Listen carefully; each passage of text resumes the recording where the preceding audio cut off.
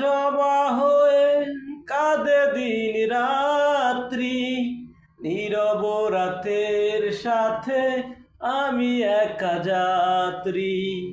আধার এখন আমার বড় ভালো লাগে, মনে হয় সে যেন পিছু থেকে ডাকে।